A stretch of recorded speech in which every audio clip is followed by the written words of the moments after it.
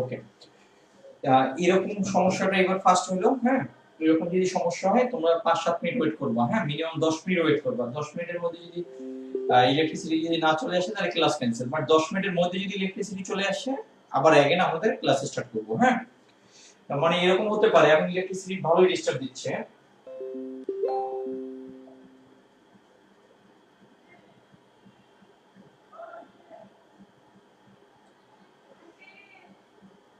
একটু আমরা 1 মিনিট পরে স্টার্ট করি যেহেতু আমাদের কিছু স্টুডেন্ট জয়েন করবে।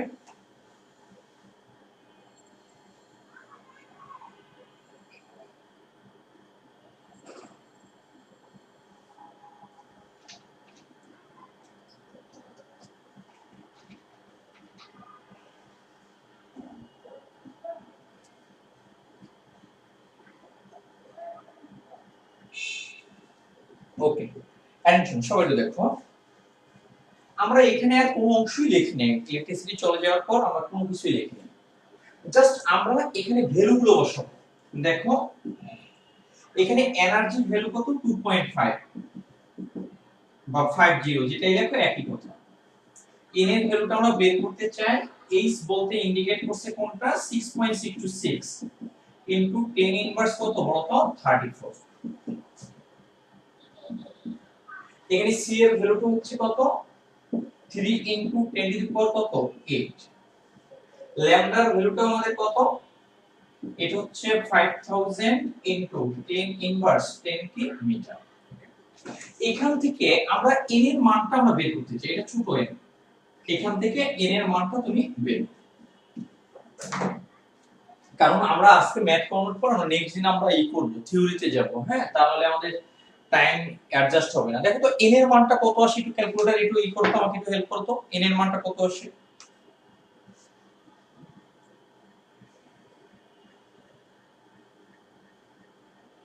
n এর মানটা কত আসে একটু বলো।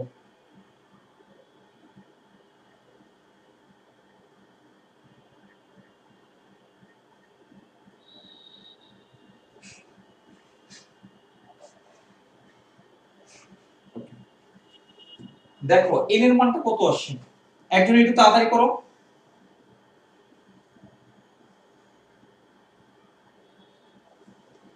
ওকে, এখানে আসে 6 পয়েন্ট, এটা হচ্ছে 6.2 8835 কে আমরা 6 লিখতে পারি ইনটু 10 টু দি পাওয়ার 18 এত টি। তার মানে 2.5 জুল। আমাকে যদি শক্তি পেতে হয় তাহলে এতটা কোয়ান্টাম বা এতটা তোমার কি ফোটন ওখান থেকে কি হতে হবে, বিকিরিত হতে হবে। তার মানে কি এখানে কোয়ান্টাম বা ফোটন সংখ্যা কত হবে, জাস্ট এটা হবে आंसर। এ পর্যন্ত উঠে নাও।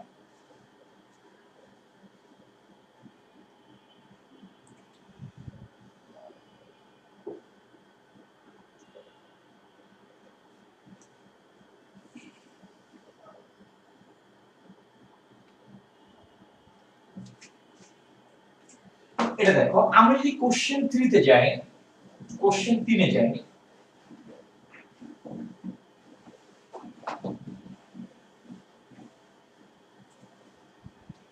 আমরা যদি এখানে কোশ্চেন এখানে যদি 3 এ আসে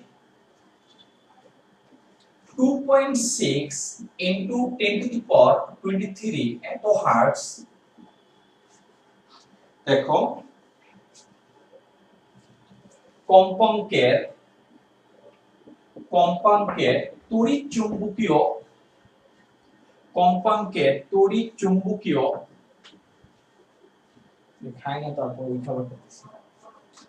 তড়িৎ চুম্বকীয় বিকিরণের 1 মোল ফোটনের শক্তি নির্ণয় করো। 1 মোল ফোটনের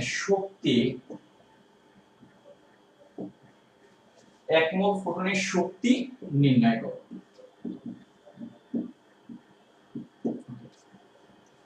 তুমি দেখো এখানে আমাদের কম্পাঙ্কের মান দেওয়া আছে, নিউ আমরা জানি। দেখো এখানে এই ভ্যালুটা হচ্ছে নিউ ভ্যালু,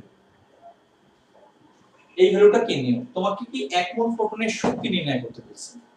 ফোটন যেহেতু রিলেটেড, প্ল্যাঙ্কের সমীকরণ সেটা রিলেটেড। তাহলে আমরা এখানে যেহেতু আমরা 1 মোল ফোটনের জন্য আমরা একটা ফোটনের জন্য শক্তির সমীকরণ আমরা কি জানি, E কি জানি, h। এটা কয়টা ফোটনের শক্তি ইন্ডিকেট করে, তোমার একটা। আমাকে বলছে 1 মোল। 1 মোলের জন্য এই ভ্যালুটাকে 6.023 10 টু দি পাওয়ার 23 এই মানটা দ্বারা মাল্টিপ্লাই করতে হবে, যেটাকে আমরা n দ্বারা রিপ্রেজেন্ট করছি। n মানে এটাকে আমরা কি বলি, অ্যাভোগাড্রো নাম্বার বলি। তাহলে এখানে তুমি তো দেখো n এর মান তুমি জানো 6.023 10 টু দি পাওয়ার কত 23। h এর মান তুমি জানো প্লাঙ্ক ধ্রুবক, এটা হচ্ছে অ্যাভোগাড্রো নাম্বার। প্লাঙ্ক ধ্রুবক, এখন যদি আমি এই মানটা যদি mks এককে নিতে চাই তাহলে h এর মানটা mks এককে যাবে, আর যদি সিজিএস এ যায় তাহলে h এর মানটা সিজিএস এ যাবে। কম্পাঙ্কের এককটা তোমার সিজিএস এও যা mks একও তা। তাহলে h এর মানটা আমরা mks এককে নিলাম 6.626 into 10 ইনভার্স 34, এটা হচ্ছে কি তোমার এত জুল সেকেন্ড। তোমার সিজিএস বা এমকেএস এই দুটো এককের উপর কোনো বিশেষ কোনো ভালোবাসা থাকা যাবে না, লাভ থাকা যাবে না। তোমার দুটোর প্রতি তোমার কি ভালো এক্সপার্ট হতে হবে। আমি স্যার সিজিএস করব এমকেএস করব না, বা আমি এমকেএস করব সিজিএস করব না, এটা চলবে না। তোমার দুটো ম্যাটারে, এবং আমাদের কিছু সূত্র আছে, ওই সূত্রের ক্ষেত্রে আমাদের সিজিএসটাই অ্যাপ্লাই করতে হবে। ওকে, তুমি দেখো কম্পাঙ্ক নিউর ভ্যালু কত দেওয়া আছে, কম্পাঙ্কের ভ্যালু 2 পয়েন্ট কত বলতো 6 ইনটু কত 10 টু দি পাওয়ার 23 এত কি তোমার হার্টজ। তোমাকে শক্তি নির্ণয় করতে বলছে, তাহলে 1 মোল ফোটনের শক্তি, এখানে 1 মোল ফোটনের শক্তি E ইকুয়াল টু হবে কি বলতো কোশ্চেন মান। আমরা এখানে মানগুলো এখানে বসাবো। তাহলে এটার ভ্যালু কত 6.023 10 টু দি পাওয়ার কত 23। এই প্লাঙ্কের মান কত 6.626 10 ইনভার্স কত বলতো 34। আর এখানে আমরা যদি নিউ মানটা যদি বসাই তাহলে এটার ভ্যালু কত 2.6 into 10 টু দি পাওয়ার কত 23, 10 টু দি পাওয়ার কত 23। এখান থেকে যে মানটা হবে সেটা হবে 1 মোল ফোটনের কি শক্তির সমীকরণ। ক্যালকুলেশনটা করে ফেলো, দেখো কত আসে।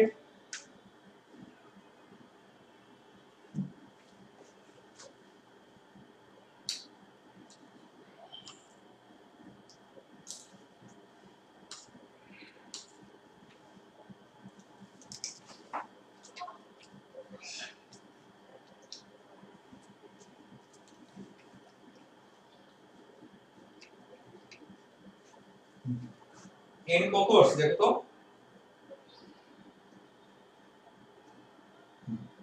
এটার ভ্যালুটা আসছে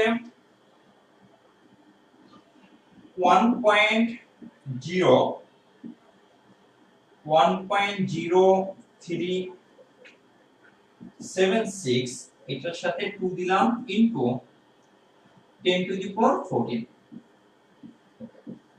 এটার এককটা হবে কিসে তোমার এমপিএস, এমপিএস এককটা হবে কিসে তোমার জুলে। এটার অ্যানসারটা হবে কিসে জুলে। তাহলে এটা হবে কি কোশ্চেন 3, এটা উঠায় নাও।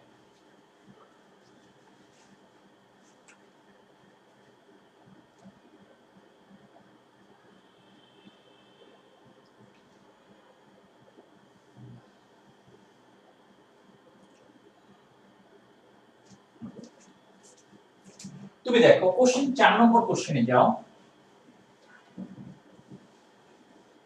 কোশ্চেন 4, এটা যদি কোশ্চেন 4 হয়, এটা হচ্ছে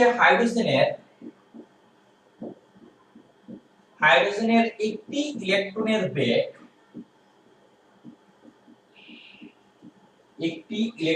বেগ, আলোর বেগের, এগুলো তোমার এমসিকিউর জন্য শর্ট কোশ্চেন খুব বেশি মাত্রায় আসে এই কোশ্চেনগুলো। আলোর বেগের 1/275 অংশ হলে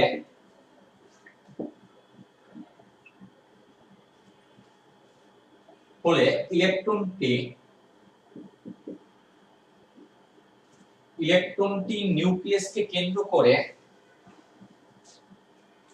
বা ইলেকট্রনটি নিউক্লিয়াসকে কেন্দ্র করে বলতে পারো, বা শুধু লিখতে পারো ইলেকট্রনটি কোন শক্তি স্তরে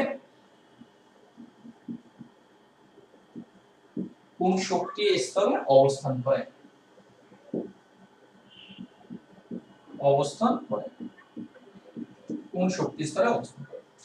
একটু বোঝার ট্রাই করো, কোন শক্তি স্তরে এটা অবস্থান করে। তার মানে শক্তি স্তর আমাকে জানতে বলছে, তার মানে এন এর মান কোশ্চেন, এন এর মানটা আমাকে বের করতে বলছে। তুমি দেখো এর ইলেকট্রনে, হাইড্রোজেন ইলেকট্রনের বেগটাও দেওয়া আছে। এই বেগটাকে কম্পেয়ার করা হয়েছে কার সাথে? আলোর বেগের সাথে। তার মানে আলোর বেগের সাথে কম্পেয়ার করে আমি ওই হাইড্রোজেন ইলেকট্রনের বেগটা আমি নির্ণয় করতে পারবো। তাহলে বেগের সাথে আমার এই শক্তি স্তরের একটা তোমার কি ফর্মুলা আছে, v ইকুয়াল টু আমরা জানি কি 2 pi Z e square divided by m. এখানে আমরা যদি অ্যাপ্লাই করতে চাই, দেখো এখানে আমরা শক্তি স্তরের মানটা আমরা বের করতে চাই, ইলেকট্রনটা আসলে এক্স্যাক্টলি কোন শক্তি স্তরে আছে। তুমি দেখো আমরা যদি বেগের মান যদি কম্পেয়ার করি কোশ্চেন অনুসারে, আমাকে যখন এই সূত্রটা অ্যাপ্লাই করতে হবে, তখন আমরা কিন্তু এই সূত্রটা যখন আমরা প্রতিপাদন করছি, তখন আমরা কিন্তু সিজিএস এককের জন্য করছি। তাহলে এখানে আমরা আলোর বেগটাকে আমরা সিজিএস একক কনসিডার করব। আলোর বেগটা সিজিএস এ কত? 3 * 10⁻⁴ কত বলো তো? 10। এই ইলেকট্রনের বেগটা হচ্ছে আলোর বেগের 1/275।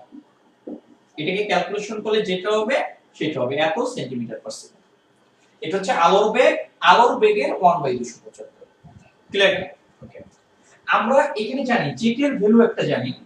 আমরা যদি এখান থেকে একটু ক্যালকুলেশনটা যদি করি, 3 ইনটু, এটা দেখো 3 ইনটু 10⁻10, এটা হচ্ছে 275।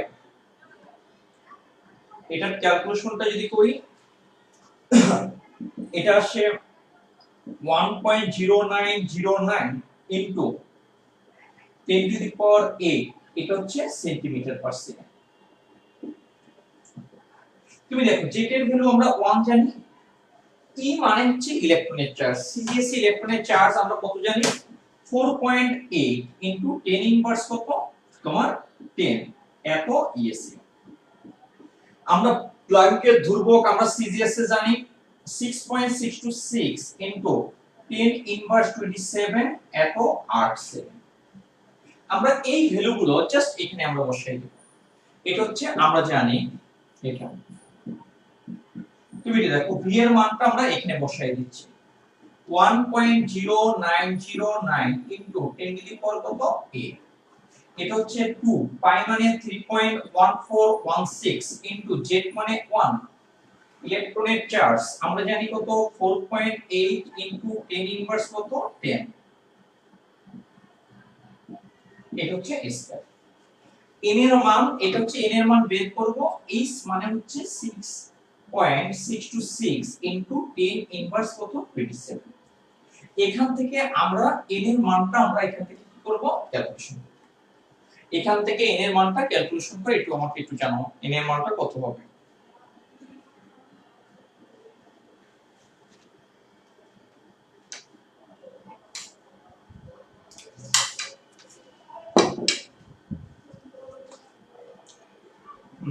ফার্স্ট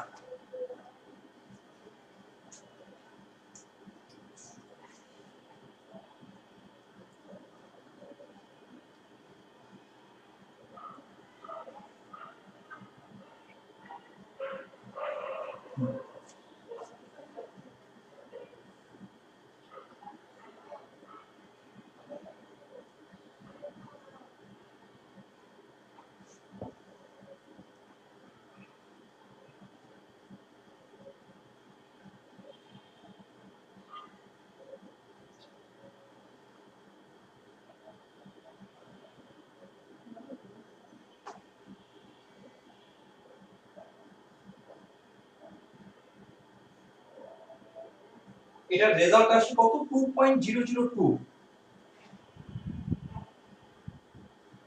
27, তার মানে এটা দ্বিতীয় শক্তি স্তর।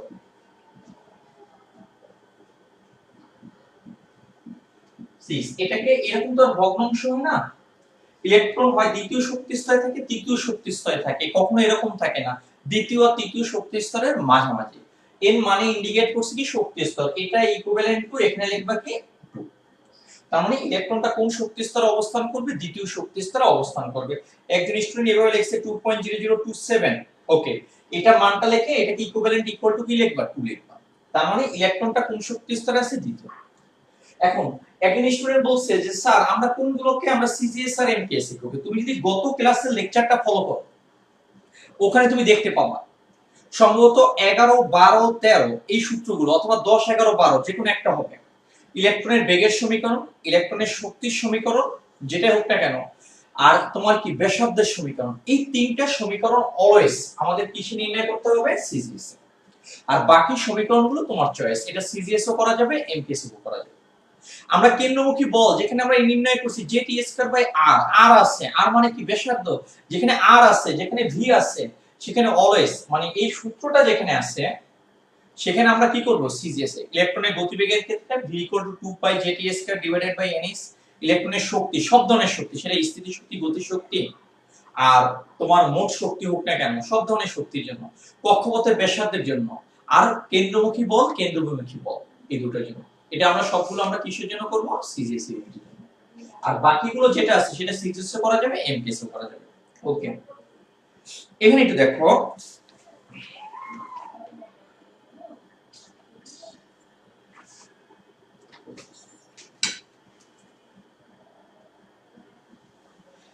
ওকে, আমরা এই ম্যাথের পর আমরা ম্যাথ আজকে লেকচার শেষ করব, বাট ম্যাথটা তুমি করবা, সূত্র কোনটা হবে তুমি আমাকে বলবা। এটা হচ্ছে কোশ্চেন 5।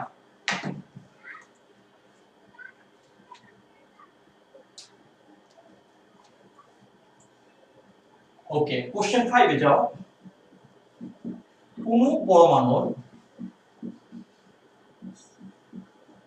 দুটি শক্তি স্তরের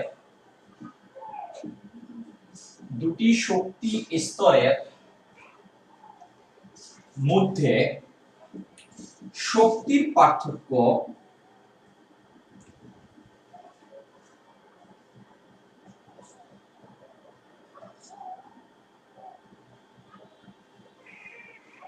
শক্তির পার্থক্য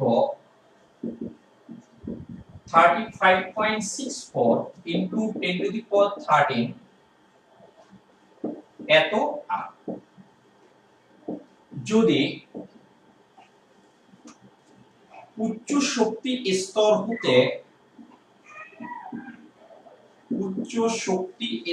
হতে একটি ইলেকট্রন নিম্ন শক্তি স্তরে গমন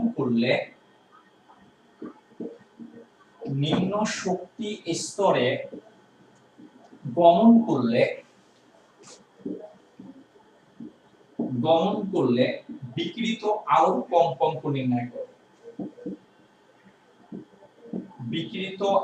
কম্পাঙ্ক নির্ণয় করো। এটা সলভ করার ক্ষেত্রে তুমি সূত্রটা বলবা যে এটা আমরা কিভাবে করব, এটা কোন সূত্রটা আমরা এখানে অ্যাপ্লাই করব, এটা আমাকে বল।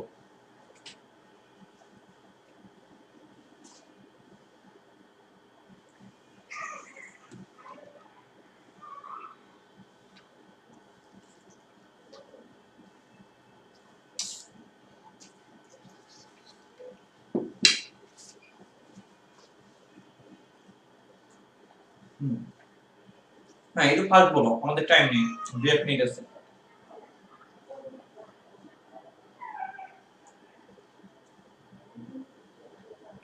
একজন স্টুডেন্ট বলে না,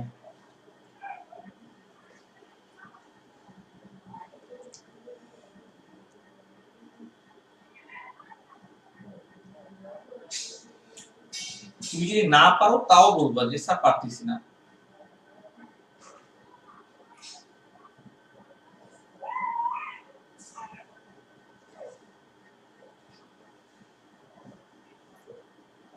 ওকে, আমি এটা সলভ করে দিচ্ছি যেহেতু একজনও বলতেছি না। দেখো দেখো এখানে কিন্তু ইলেকট্রন জাম্প করতেছে উচ্চ থেকে নিম্নে, বাট এখানে কিন্তু বলে না ইলেকট্রনটা দ্বিতীয় থেকে প্রথমে আসতেছে নাকি 4 নম্বর শক্তি স্তর থেকে 2 নম্বরে আসতেছে, এটা কিন্তু বলে না।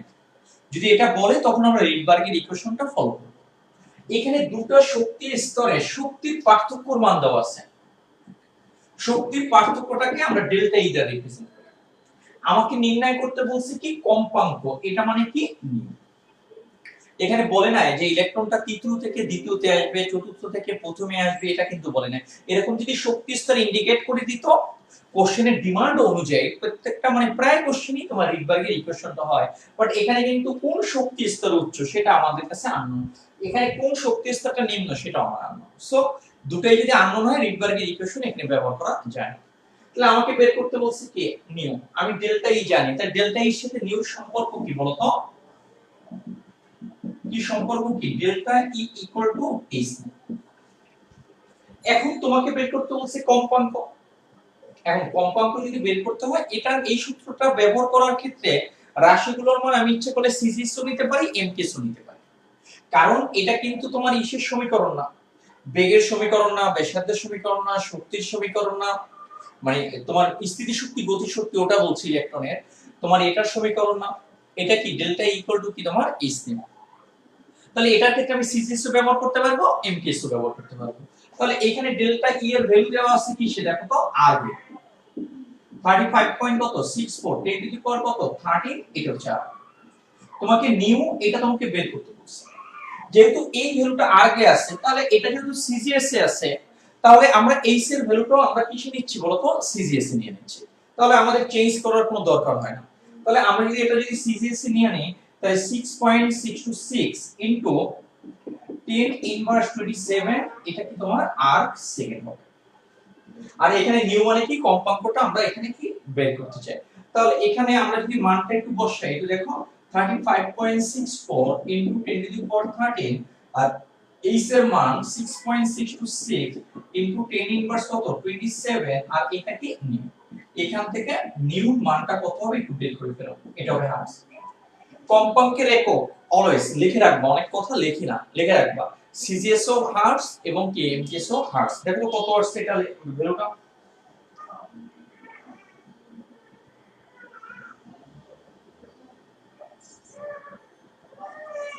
এটার ভ্যালুটা কত আসে এটা দেখো, এই বলো তাড়াতাড়ি ফার্স্ট, একটু তাড়াতাড়ি বলো।